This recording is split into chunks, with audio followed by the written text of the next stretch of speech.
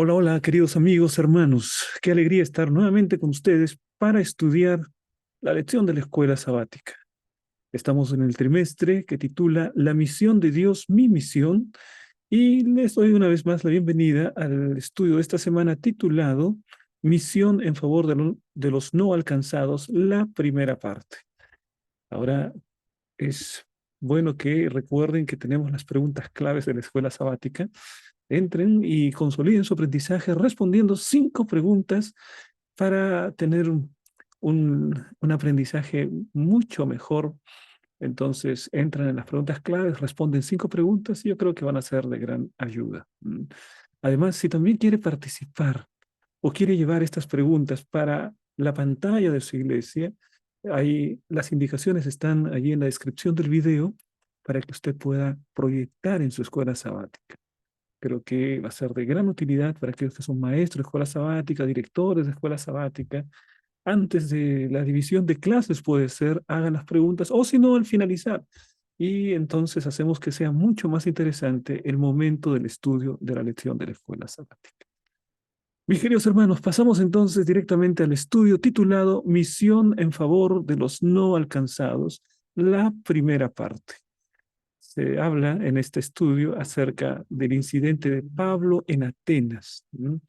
Y Pablo en Atenas discutió con dos grandes escuelas de filosofía en Grecia, que son la de los estoicos y la de los epicúreos, ¿no? Estoicos y epicúreos, en el tiempo de Pablo les encantaba estar discutiendo acerca de sus doctrinas filosóficas, acerca de las implicancias éticas de las doctrinas filosóficas.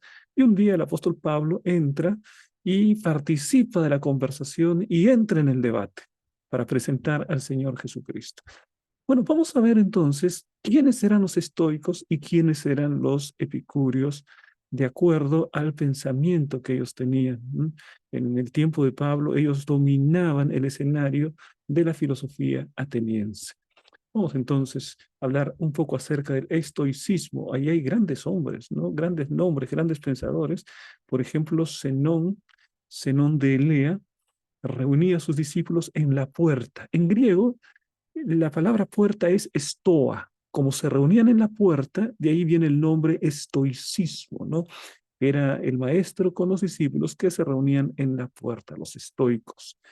Zenón de Lea, hay romanos como Séneca y un emperador llamado Marco Aurelio que seguían la corriente del estoicismo.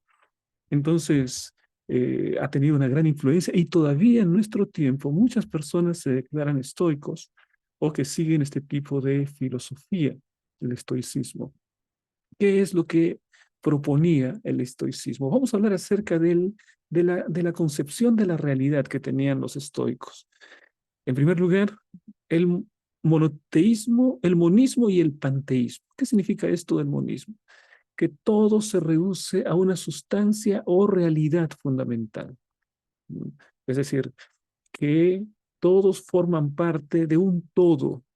Nosotros formamos parte de un todo, por eso es monismo. La palabra monismo viene, no es de los monos, ¿no? La palabra monismo es del uno. Mono es uno. Así que todo es uno, formamos parte de un uno. Es muy cercano este pensamiento al pensamiento panteísta, ¿no? Todo eso se reduce entonces a una sustancia o realidad fundamental y algunos estoicos abrazaron un enfoque todavía más panteísta. Entonces tenemos que hay una estrecha relación entre el pensamiento panteísta y el pensamiento estoico, el estoicismo, ¿no? Otra característica es que tenía una visión materialista. ¿Qué significa materialista? Que las cosas son materia, materia que se puede tocar, ¿no? El universo para ellos es una entidad material y esa entidad material sí estaba permeada por una razón divina. Esa razón se le llama el logos, una razón divina que permea todas las cosas en el universo, pero esencialmente es material, una entidad material. Y también se reconoce una dimensión inmaterial porque habla acerca de logos. El logos es la razón que permea todas las cosas, una razón divina, un halo divino en todas las cosas, pero en síntesis tiende al materialismo, ¿no? Aunque hemos dicho también allí que por lo general aceptan que el universo solo es material, sin aceptar la dimensión trascendental, la dimensión espiritual. Materialismo, entonces, ¿no? Otra característica de los estoicos, ellos hablan de acerca del cosmopolitismo y la universalidad. ¿Qué significa esto? Digamos, en coherencia con su visión monista, que todas las cosas forman parte de un solo ente que es el universo, entonces todos somos nosotros, todos somos ciudadanos de un cosmos único. Pertenecemos al cosmos como parte integrante del cosmos. Y entonces el individuo se funde el universo. Hay mucho de panteísmo, por eso decíamos en el pensamiento estoico. El individuo tiene que fundirse en el universo, por lo tanto, lo que busca es la quietud para poder adecuarse plenamente a la realidad del universo. Otro tema importante para los estoicos es la lógica y la razón. Ellos entienden que hay un principio lógico que ordena el universo, una mente inteligente que ordena el universo. Entonces también ellos dicen, hay un énfasis en la lógica y en la razón. Esto los lleva, por ejemplo, a tratar de reducir al máximo todo impacto de toda emoción en su propia vida. Si hay una razón para alegrarse, ellos no quieren alegrarse, ¿no? Ellos simplemente analizan lógicamente y con la razón y entonces no es razón de desbordarse, de alegrarse demasiado, de ser muy alborotador. Hay que mantener la serenidad, hay que mantener la calma. Por eso los estoicos son conocidos como personas que están en la calma, que analizan todo racionalmente. No se alegran demasiado y tampoco se entristecen demasiado. No dejan no deja que las cosas buenas o las cosas malas que les pasan en la vida puedan influir en su ánimo. Ellos quieren estar por encima de las cosas que les pasan. Cosas buenas o cosas malas pasan en la vida. Hay que aceptarlas.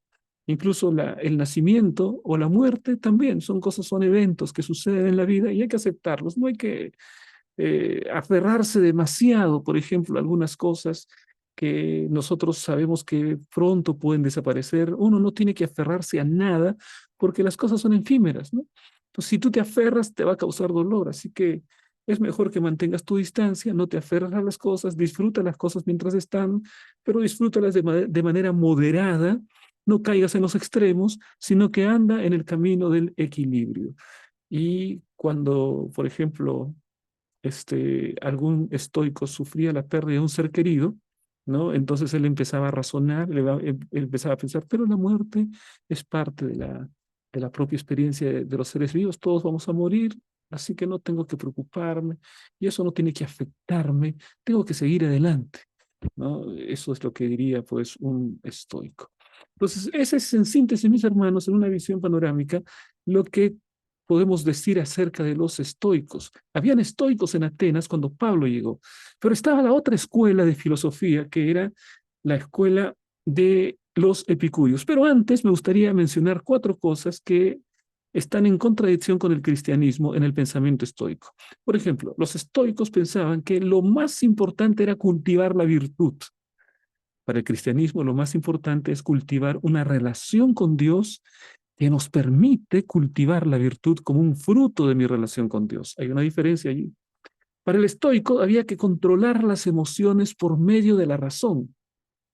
Para el cristiano, nosotros debemos enfrentar los avatares de la vida, los vaivenes de la vida a través de nuestra dependencia de Dios y a través de la oración. La oración y la dependencia de Dios es lo que da estabilidad a la vida del cristiano. Otro tema de diferencia, hay un énfasis en la razón. En el cristianismo hay un énfasis en el amor y en la gracia divina. Y en relación con la muerte, el estoico pensaba, es una parte inevitable del ciclo de la vida, todos vamos a morir, así que no hay que preocuparse demasiado, porque mientras estás vivo, ¿para qué te preocupas de la muerte? Y cuando vas a morir, ya no vas a sentir nada, por lo tanto, tampoco te vas a preocupar de la muerte, ¿no? En cambio, en el cristianismo, la muerte es extraña. La muerte es consecuencia del pecado. No es algo que venga con la propia naturaleza humana, sino que viene con el pecado, pero un día, al desaparecer el pecado, desaparecerá también la muerte.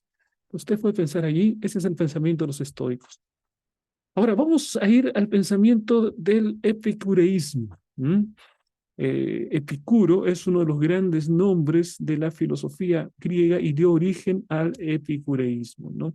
Tuvo sus discípulos también y estaban pues siempre en debate con la otra escuela que son la de los estoicos.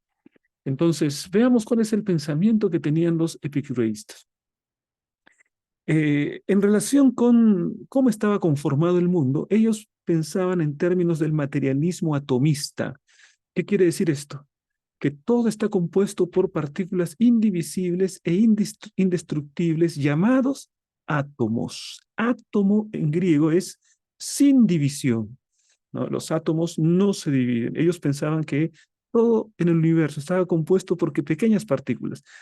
Te das cuenta que ahí hay una diferencia en relación con los estoicos, que pensaban que todo se reduce a una sola cosa. No, aquí dice, todo está compuesto por pequeñas partículas, que son los átomos.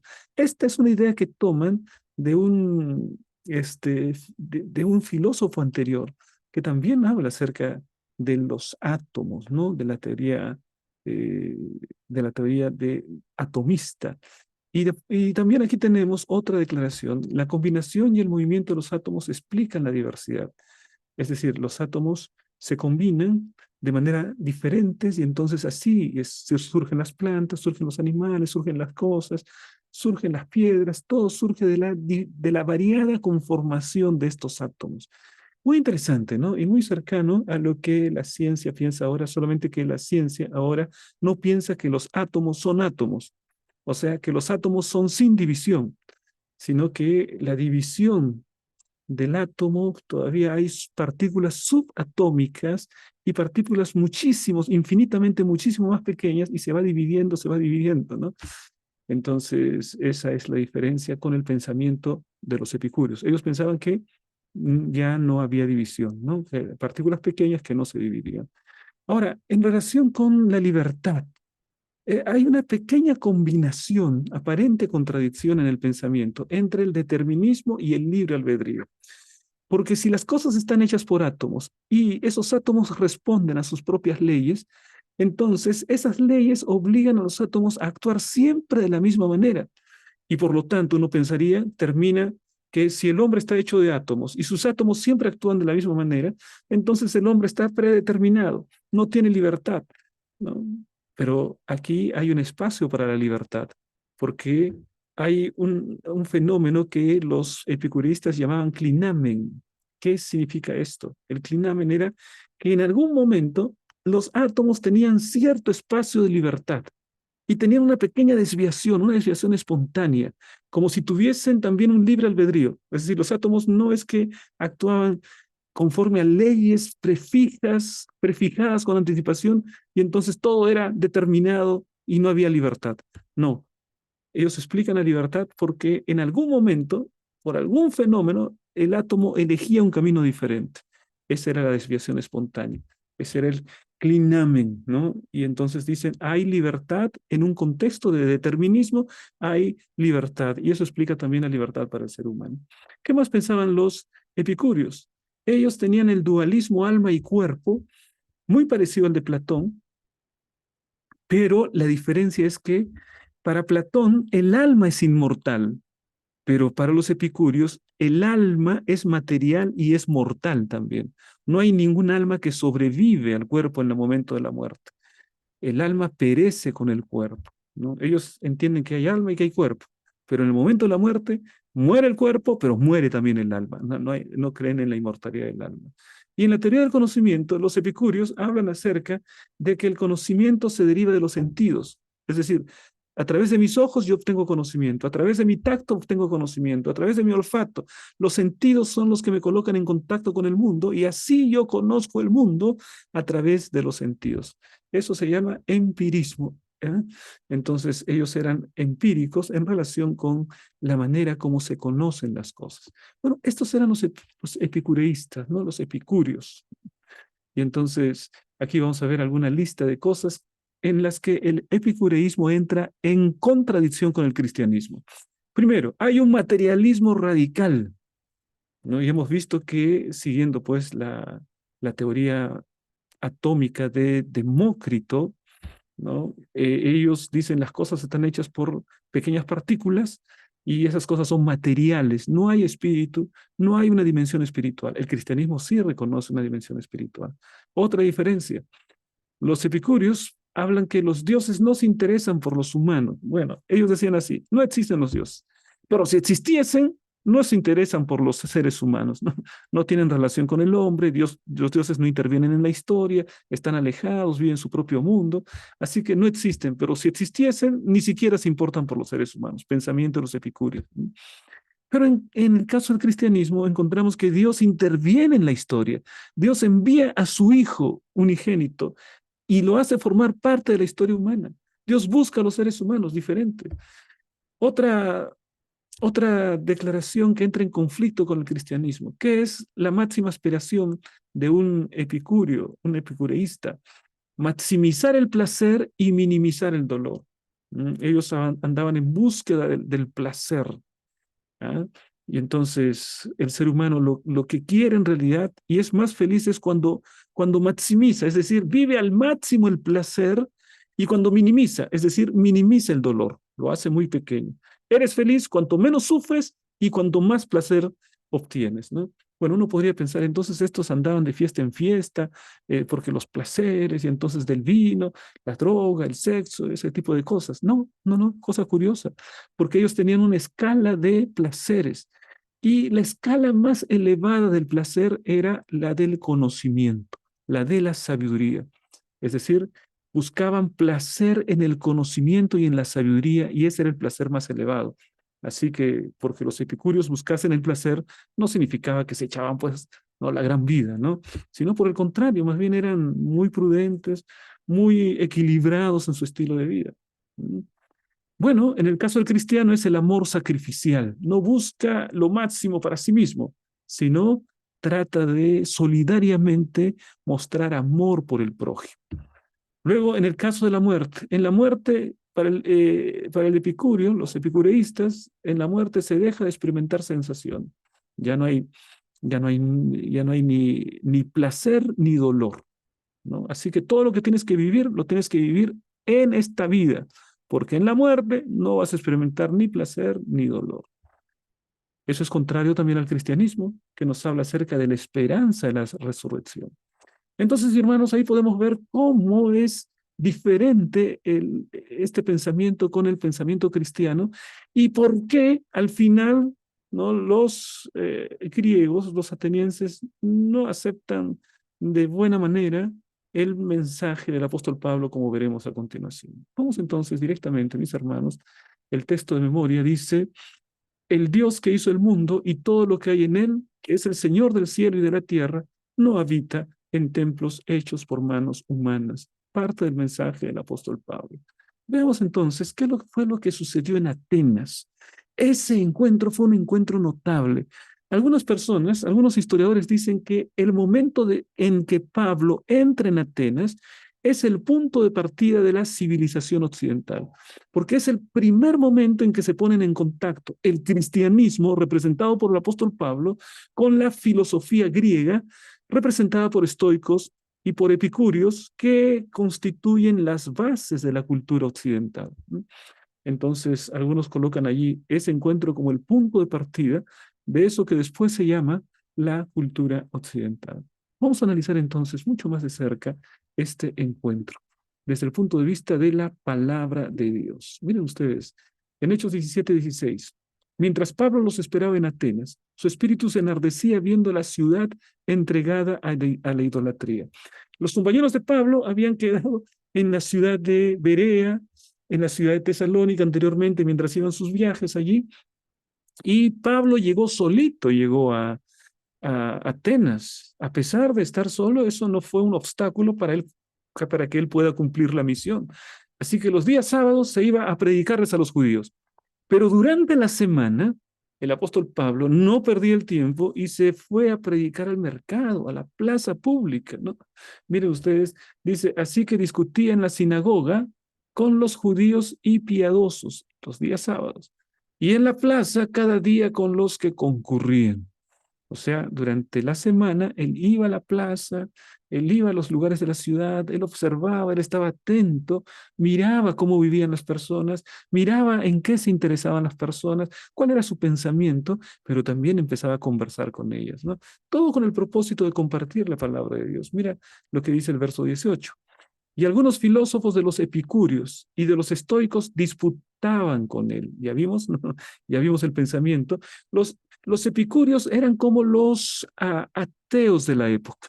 A pesar que creían en los dioses, pero eran dioses distantes para ellos, que no tenían impacto en la vida del hombre, ¿no? Para el epicurio, si Dios existe, no se interesa por el hombre. Así que si los dioses no se interesan por los seres humanos, ¿para qué nosotros nos vamos a preocupar por los dioses? No hay adoración, no hay religión, nada de eso les importaba a los epicúreos, ¿no? Los estoicos creían en el logos, un principio ordenador, pero estaban en frecuentes discusiones con sus amigos epicúreos. Y entonces mira lo que dicen ahí. Y unos decían, ¿qué querrá decir este palabrero? Mira cómo lo tratan a Pablo, ¿no? Lo tratan de palabrero. En términos peruanos sería, ¿qué querrá decir este chamullero?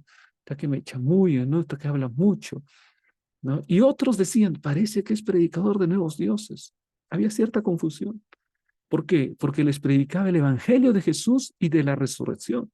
O sea, Pablo ya hablaba directamente acerca del evangelio de Jesús y de la resurrección. Bueno, pero a esta gente le gustaba debatir, le gustaba polemizar. Y entonces el apóstol Pablo empezó a debatir con ellos y a polemizar con ellos, ¿no?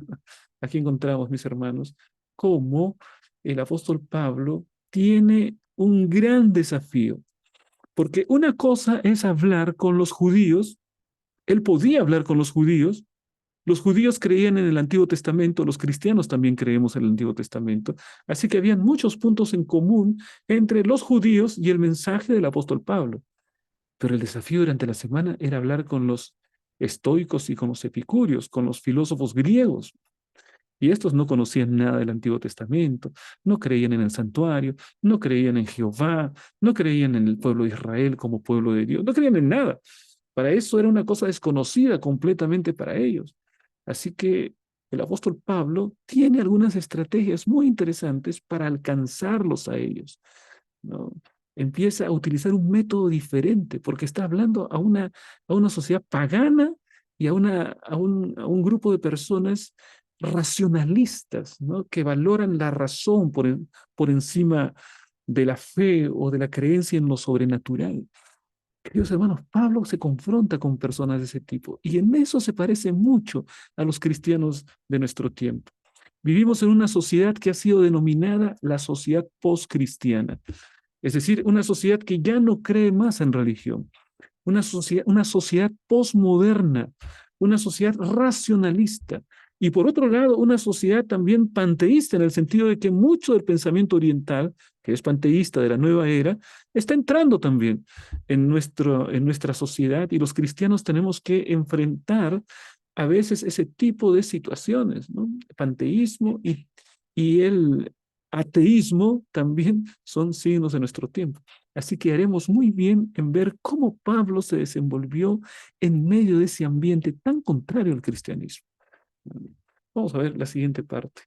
Aquí en la siguiente parte, Pablo es invitado al Areópago. El Areópago. Vamos a ver esta declaración acerca del Areópago, versículo 19.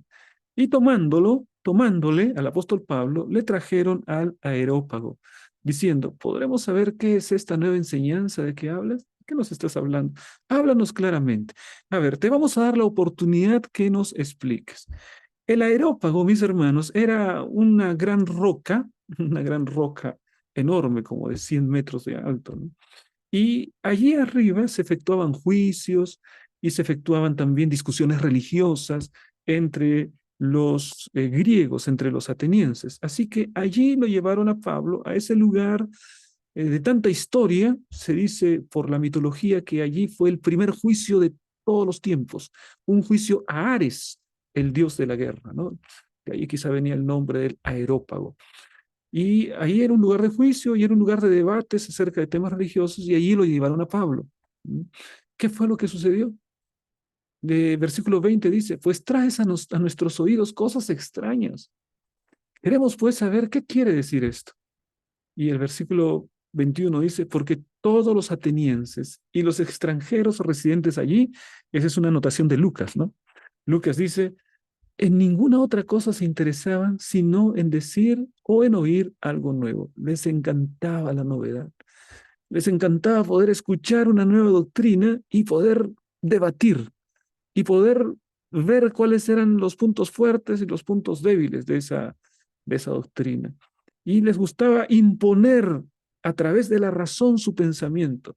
Era una sociedad de centro cultural del Imperio Romano, ¿no? Aun cuando ya Atenas estaba en decadencia en realidad, Atenas en esa época, ¿no?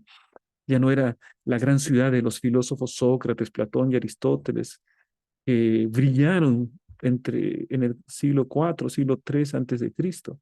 No, no, no. Ahora estamos en el siglo I después de Cristo.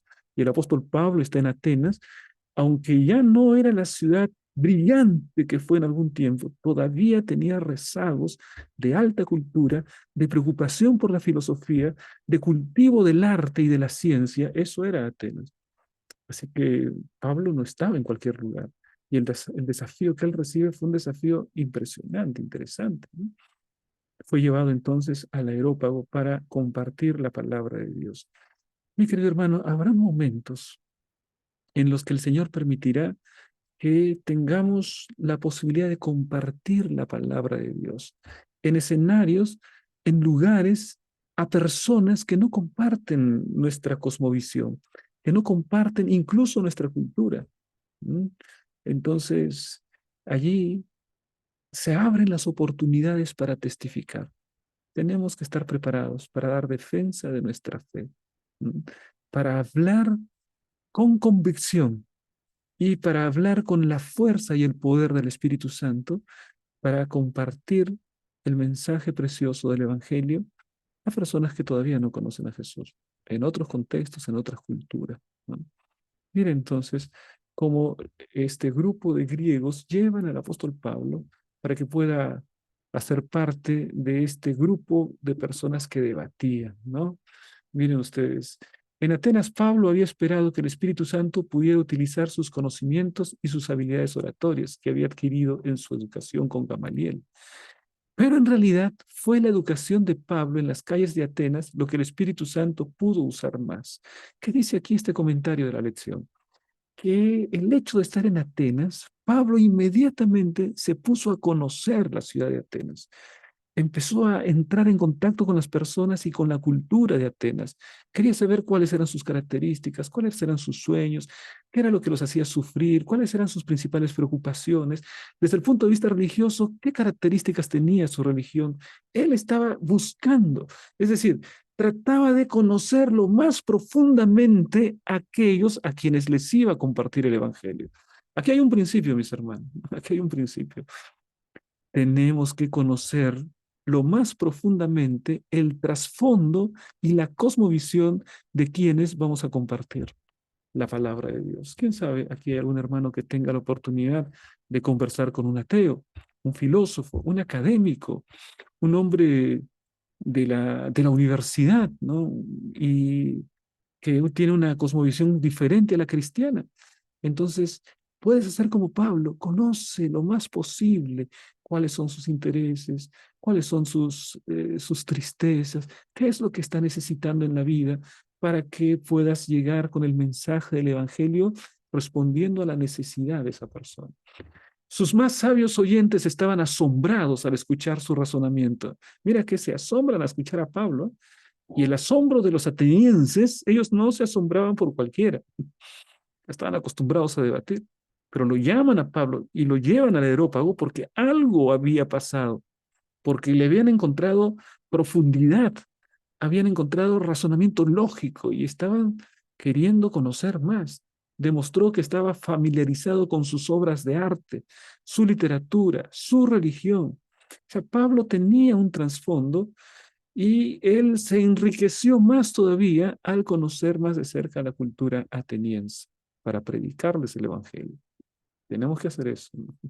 Ahora vamos a ver la manera como Pablo empieza este discurso, que es, este discurso, mis hermanos, es una joya para poder examinarla una y otra vez, el discurso de Pablo en Atenas. El primer enfrentamiento de un cristiano con un mundo filosófico, racionalista, en el que prosperaban estas escuelas de filosofía, que eran tan contrarias al pensamiento bíblico, eran, eran como el agua y el aceite, ¿no? Era diferente cuando él iba para predicar a los judíos, trasfondo diferente, pero ahora está en un escenario completamente distinto. Vamos a ver qué hizo el apóstol Pablo para poder enfrentar este escenario distinto, además también muy exigente desde el punto de vista académico. ¿Qué es lo que hace Pablo? Vamos a ver cómo él empieza su discurso. Y entonces, miren ustedes, aquí tengo una pequeña foto acerca del aerópago, ¿no? El aerópago no era una construcción acabada ni terminada. El aerópago era una montaña, una peña, una piedra enorme. Y entonces ellos subían hasta allí, ¿no? Y en la parte de arriba de la piedra, ahí se celebraban los juicios, ¿no? Y en esa parte de arriba también había discusiones religiosas, en esa piedra que era llamada el aerópago, ¿no?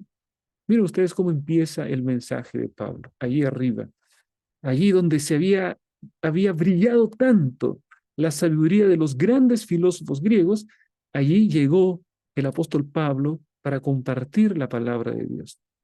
Entonces Pablo, puesto en pie en medio del aerópago, dijo: varones atenienses, en todo observo que sois muy religiosos, porque pasando y mirando vuestros santuarios, hallé también un altar en el cual estaba esta inscripción: al Dios no conocido, al que vosotros adoráis, pues, sin conocerle, es a quien yo os anuncio. Qué manera extraordinaria de empezar la presentación del Evangelio. Está captando la atención de su auditorio y está tomando algunos puntos de contacto para poder entrar en conversación con personas de otra cultura, con personas que no tienen una cosmovisión cristiana. Nosotros podemos crear puntos de contacto, ¿no? Puntos de contacto para poder de allí construir una predicación que sea mucho más persuasiva, que alcance el corazón de las personas, ¿no? El apóstol Pablo había recorrido durante aquella semana, había recorrido día tras día la ciudad y había visto que esa ciudad era idólatra, ¿no? Y habíamos visto en los versículos anteriores que Pablo estaba enardecido. Esa palabra enardecido quiere decir que él se sentía indignado frente al tremendo paganismo. Ahora, pero cuando Pablo empezó a hablarle a los atenienses, no les dijo: atenienses, estoy indignado porque ustedes tienen un montón de dioses. Atenienses, yo estoy completamente frustrado con esta ciudad. No puedo entender cómo sea la capital de la cultura y crean en tantos dioses, ¿no? Él no empezó de esta manera, ¿no? La palabra dice que él no se sentía cómodo en la ciudad, que la idolatría de la ciudad de Atenas lo afectaba su pensamiento bíblico y su aceptación del Dios verdadero. Pero en su predicación él no señaló eso. En su predicación no dijo: yo estoy enardecido a causa de vosotros. No dijo eso. En su predicación trató de establecer un puente con su auditorio, porque su propósito no era señalarlos, culparlos, avergonzarlos acerca de los ídolos que ellos adoraban, sino que él quería presentar a Jesucristo. Y entonces para eso necesitaba establecer puntos de contacto. ¿Qué había visto? Se adoraba a muchos dioses. Eso lo había enardecido. Pero ese mismo punto lo toma para elogiar la religiosidad de los atenienses, ¿no? Y dice: atenienses, en todo observo que sois muy religiosos. Mira, ese es un halago, ¿no? Él está tratando de abrir un puente, de no crear más murallas. Suficientes murallas había con que ellos eran griegos y él era hebreo. Ahí ya era una muralla suficiente. Entonces trata de quebrar el hielo y trata de acercarse a su auditorio. Y entonces le dice: mira, les observo que ustedes son muy religiosos, ¿no? Y además argumenta y dice: mira, ¿por qué les digo esto? Porque yo he pasado por sus santuarios y entonces vi, hay un Dios, y realmente los atenienses pues tenían Afrodita, Ares, Apolo, Zeus, ¿no?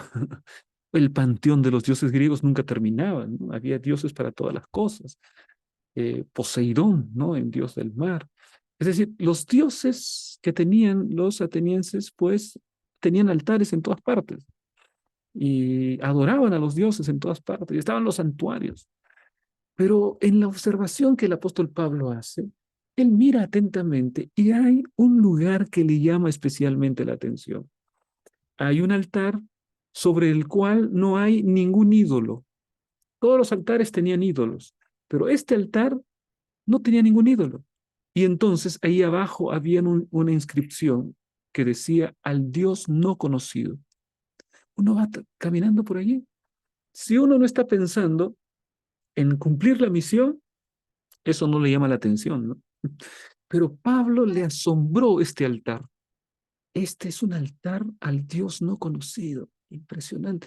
Y además no hay ningún ídolo, no hay ninguna estatua.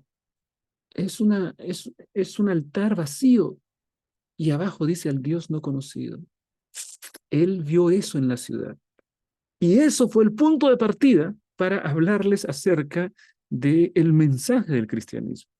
Y mira la manera tan preciosa como entra, ¿no? Yo encontré este altar, hay una inscripción, ahí dice al Dios no conocido, y ahora cómo, mira qué les dice. Al que vosotros adoráis, pues sin conocerle, porque están a adorarlo al Dios no conocido, es a quien yo os anuncio. ¿Qué les está diciendo Pablo? Yo les he venido a predicar del Dios no conocido. Ustedes lo adoran y no saben quién es.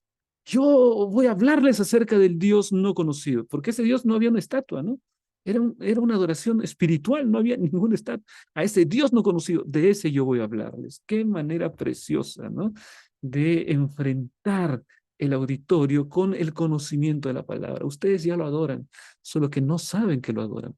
Les quiero hablar acerca del Dios no conocido.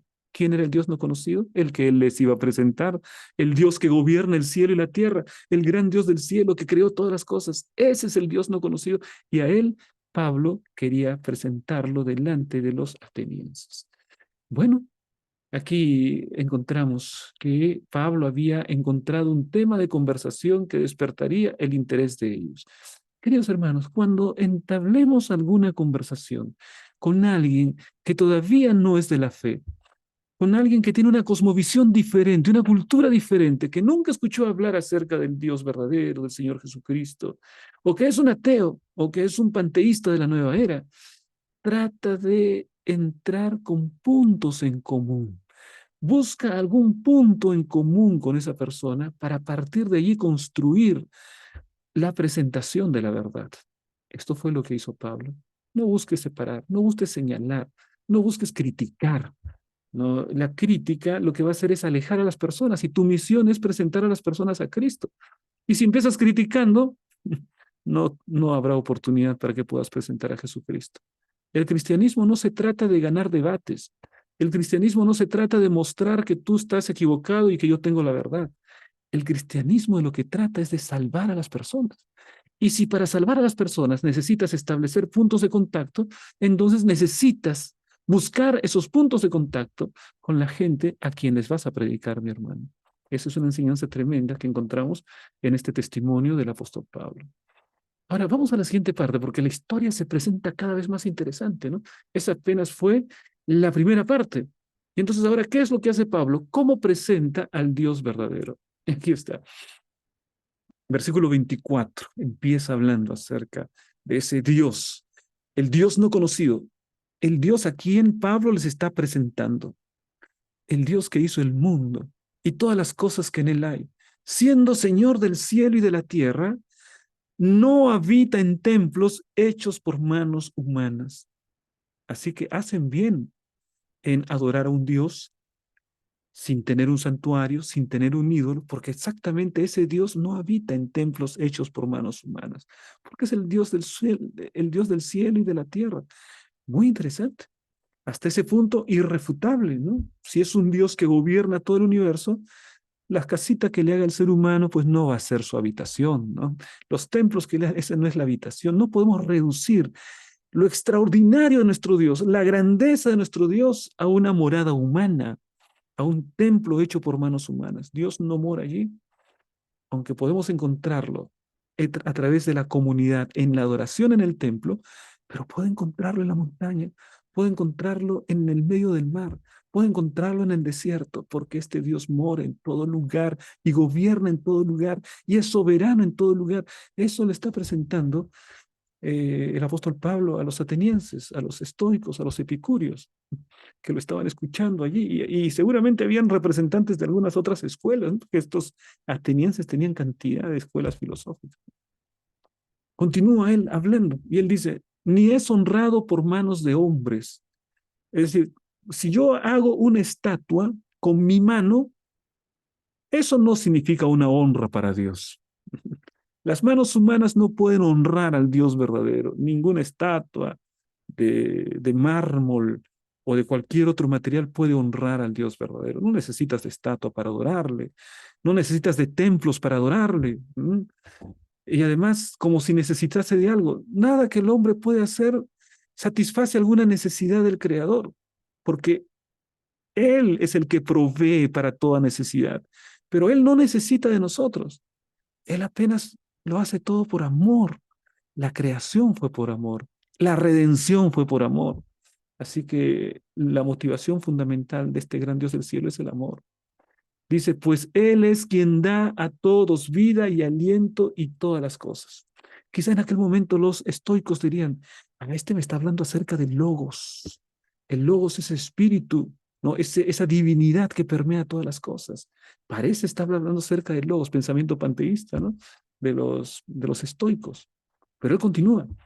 Y de una sangre ha hecho todo el linaje de los hombres. Esto, Pablo tiene razón, todos los hombres descendemos de un mismo Dios. Es decir, no es que hay un Dios que hizo a los griegos, un Dios que hizo a los hebreos, otro Dios que hizo a los romanos, no. Dios ha hecho de un solo linaje, de Adán y Eva. De allí nacieron todos los hombres, por lo tanto todos somos hermanos, todos pertenecemos a una misma familia, la familia de la humanidad. Esto contraría de alguna manera el pensamiento griego, ¿no?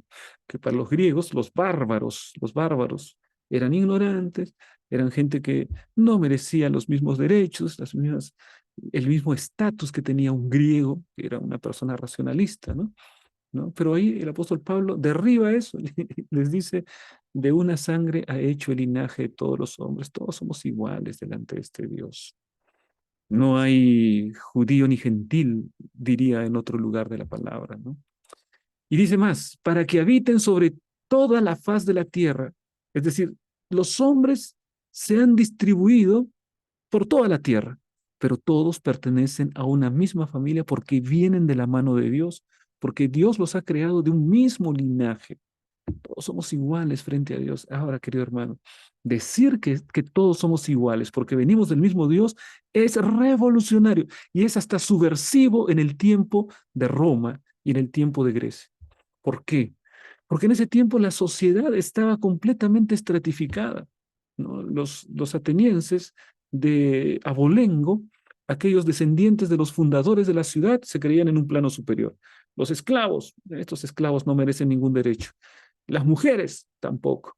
Aquí, es decir, solamente tenían una élite, ¿no? Pero ahora viene Pablo y dice, todos somos iguales. Los esclavos, ya no hay esclavo ni libre, todos venimos de un mismo padre. Mira, es muy interesante lo que él está planteando en contra del pensamiento de aquel tiempo. Y les ha prefijado el orden de los tiempos y los límites de su habitación. Dios conduce la historia de la humanidad. Él es el que va dirigiendo la historia. Él ha prefijado el orden de los tiempos. La historia está en las manos de Dios. Los límites de su habitación, ¿no? El Señor es aquel que ha distribuido las cosas de la humanidad en el espacio, en el lugar, en el territorio donde se encuentra, para que busquen a Dios si en alguna manera, palpando, puedan hallarlo. O sea, Él se ha revelado otra verdad, algo que va en contra, por ejemplo, de lo que pensaban los epicúreos. Hemos visto que los epicúreos pensaban que Dios no existe, pero si existe, no se interesa por el ser humano. Así que, ¿para qué interesarnos por él? Hagamos nuestra vida como si Dios no existiese, porque si existe, nos interesa por nosotros. Pero ahora, ahí dice, para que busquen a Dios.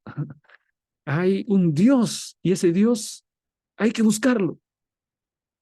Si en alguna manera, palpando, puedan hallarlo, aunque ciertamente no está lejos de cada uno de nosotros. Aquí está hablando acerca de la inmanencia de Dios. Primero me habló acerca de la trascendencia, un Dios que habita, que no habita en templos hechos de manos, Señor del cielo y de la tierra, pero habla de la inmanencia. Cuando dice, no está lejos de cada uno de nosotros. Ese Dios poderoso, creador de todas las cosas, está cerca de nosotros, está atento a nuestra vida. No creó el mundo y se desentendió del mundo. No, está buscando al ser humano, se interesa por el ser humano. Noticia tremenda para la mentalidad de los epicúreos, ¿no? Que los epicúreos pensaban que no, Dios no se importaba, no le importaba nada de lo que le pasaba al ser humano. Bien, entonces miren ustedes lo que sucedió. ¿Qué es lo que hace Pablo? Primero, elogia su percepción espiritual. Les dice, veo que ustedes son religiosos. Luego, ¿qué más hace? Les muestra que había estudiado sus creencias, que había visitado la ciudad, les habla acerca de, de que había revisado, son ustedes muy religiosos. Noto que son muy religiosos. Punto número 3, les habla de una cosa en particular que había descubierto. ¿Qué es? Que había un Dios que ellos adoraban, pero que no conocían, ¿no? Al Dios no conocido. Otro punto, compartió el aspecto de Dios que sabía que necesitaban desesperadamente. ¿Qué es? Dios existe, los ama, no está lejos. Dios no está lejos. Impresionante. Hasta allí todo lo que está diciendo es un mensaje directo al corazón y a las necesidades de ellos. Para ellos Dios no tiene ningún interés en el ser humano. Ahora Pablo les dice, no, está buscando y no está lejos. Yo me imagino siendo parte de ahí, atento, escuchando. Dios no está lejos. Por último, al final de su discurso, Pablo pasó a advertirles lo que significaba rechazar el conocimiento de este Dios que aún no conocían, porque habla acerca del juicio. Vamos a ver en la siguiente parte cómo el apóstol Pablo continúa con este discurso, ¿no? Allí, hasta ese momento, hasta ese momento, todo el plano del discurso era aceptable, porque les habla acerca del Dios creador, trascendente. Les habla acerca del amor de Dios, porque ese Dios busca, que Dios no está lejano, Dios está cercano. Pero ahora va a cruzar la línea para ir a la parte políticamente incorrecta del Evangelio. Hasta allí no había ningún problema, ¿no? Porque había, ciertamente la mentalidad racionalista podía aceptar eso. Pero ahora Pablo va a cruzar la línea y va a entrar en algunos aspectos del mensaje cristiano que no son fáciles de aceptar, ¿no? Pero mira, primero empieza colocando cosas en común, enfatizando cosas que su mente puede entender, su razonamiento puede entender, y de pronto va a entrar en un tema que va a colisionar profundamente con su pensamiento. Cruza la línea. Y continúa diciendo, ¿no? Allí, porque en él vivimos y nos movemos y somos, como alguno de vuestros propios poetas también ha dicho, porque linaje suyo somos. Mira, hasta cita a un poeta, ¿no?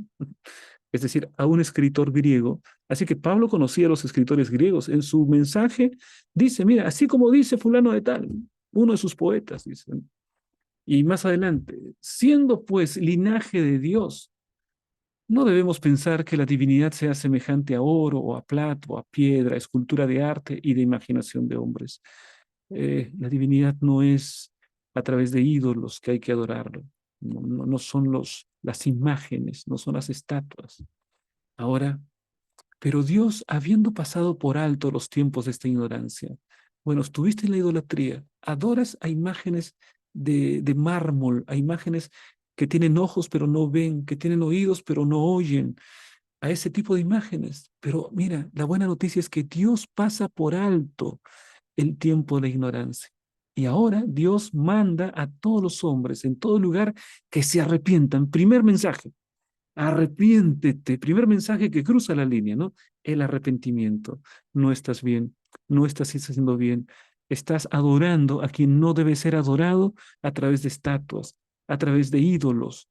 No, entonces ahora el gran Dios del cielo te da la oportunidad. Arrepiéntete. Siguiente.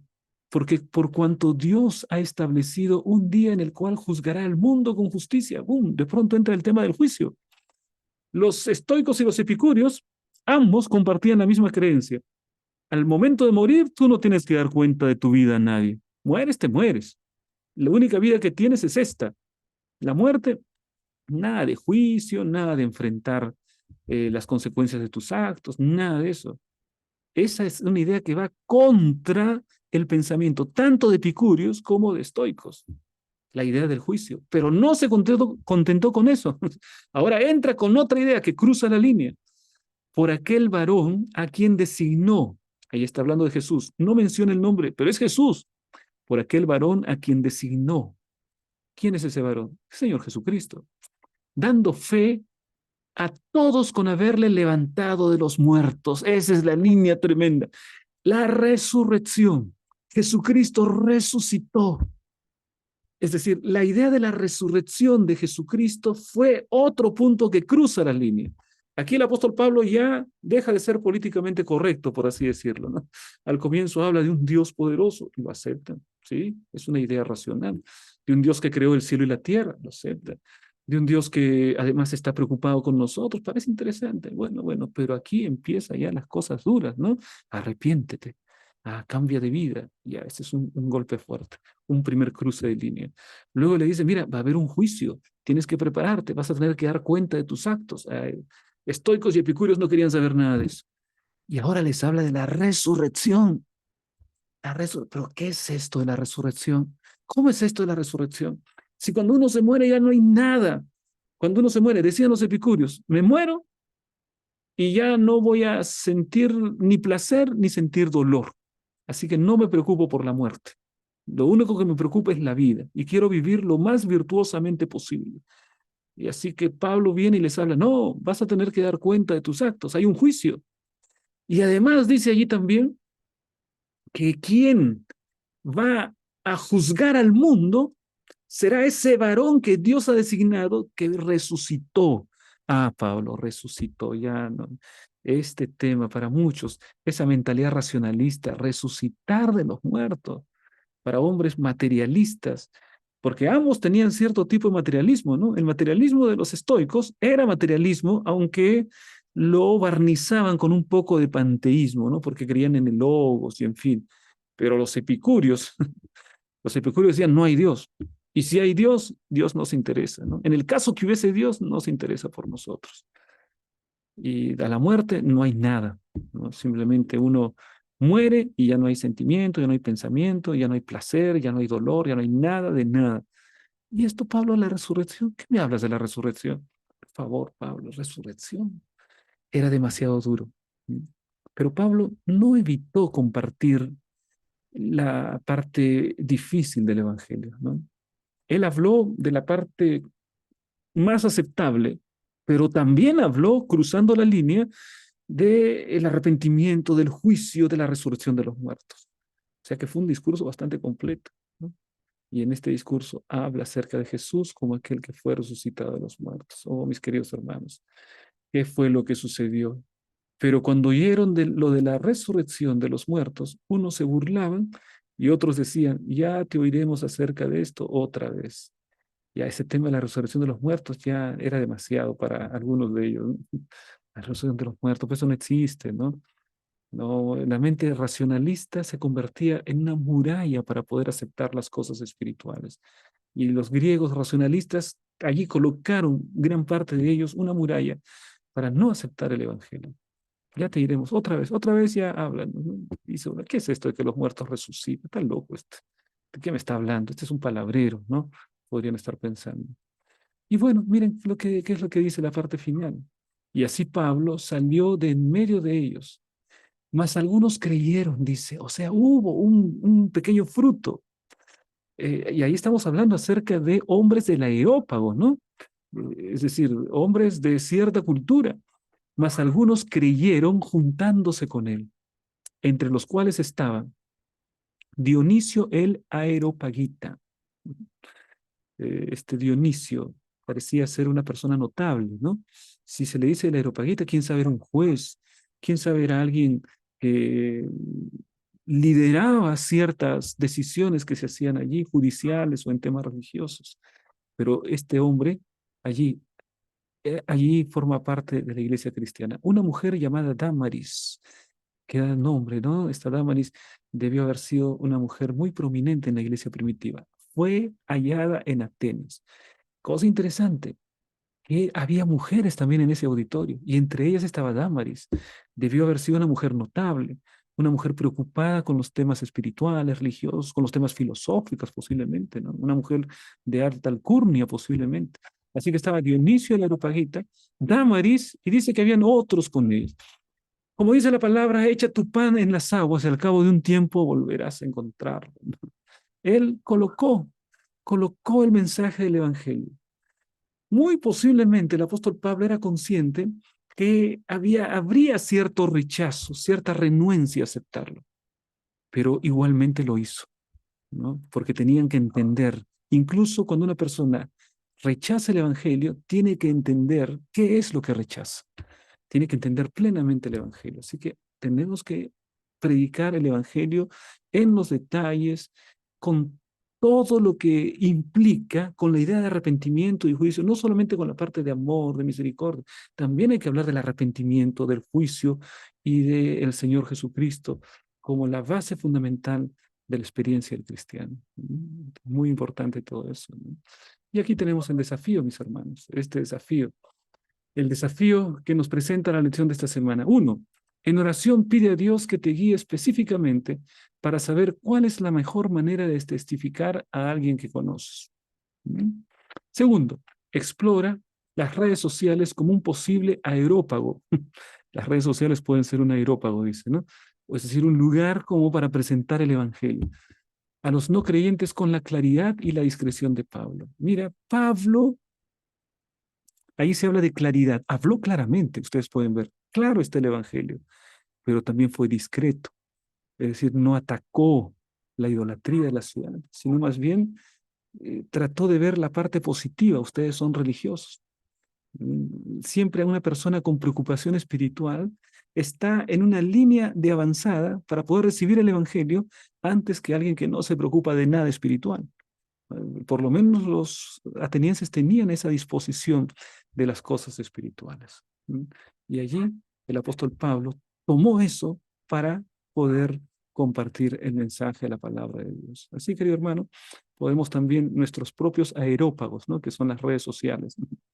Allí compartir la palabra de Dios. Vamos entonces ahora a la parte de la aplica. ¿Qué es lo que tenemos en el aplica? Una pregunta. Cuando nos sentimos provocados por los tipos de ídolos modernos, ¿qué debemos hacer? ¿Qué debemos evitar hacer, especialmente al principio, al iniciar obra evangelizadora entre gente que adora esos ídolos? ¿Qué es lo que tenemos que hacer? ¿Cómo debemos evitar? Tenemos que acercarnos con prudencia, tenemos que estudiar el contexto de la vida de esas personas, su pensamiento, sus necesidades, para que nuestro mensaje sea relevante. No, yo no voy a ponerme a hablar acerca del tamaño de las columnas de Jericó o acerca de los detalles, acerca de cuántos kilómetros hay entre Galilea y Judea, o ese tipo de cosas, lo que también pueden ser importantes, pero no es relevante cuando no estudio la necesidad de la persona, su manera de ver las cosas para poder presentarle el Evangelio. Entonces tenemos que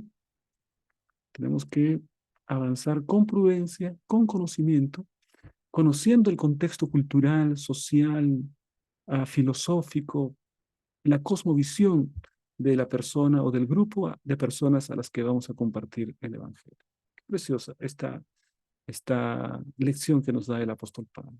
Y así, mis hermanos, entonces, vamos ya a la parte final de nuestro estudio en esta semana, donde tenemos el CREA. Y una vez más, aquí está la invitación para participar de las preguntas claves de la lección de escuela sabática. Misión en favor de los no alcanzados, parte 1. Allí tienen 5 preguntas claves.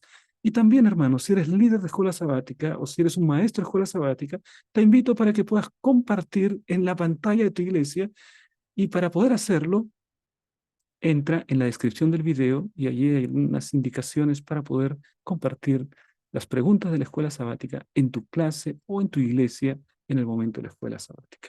Agradecemos, mis hermanos, la participación. Abraham, está también Mari y en el primer puesto Edwin Alanoca, que han sido los que participaron en el Kahoot de la semana pasada. Y también, a ver, vamos a ver, está Nelly Y por otro lado, ahí no puedo verlo bien, ¿no? Gustavo, creo, dice, estoy tapando, bueno. Pero felicitaciones a las 5 personas que destacaron en las preguntas claves de la escuela sabática. De esta manera, mis hermanos, llegamos a la parte final del estudio de esta semana. Les animo a profundizar, a conocer cada vez mejor la palabra de Dios y nos vemos la próxima semana para continuar aprendiendo en la escuela de Jesús. Muy buenas noches, que Dios te bendiga.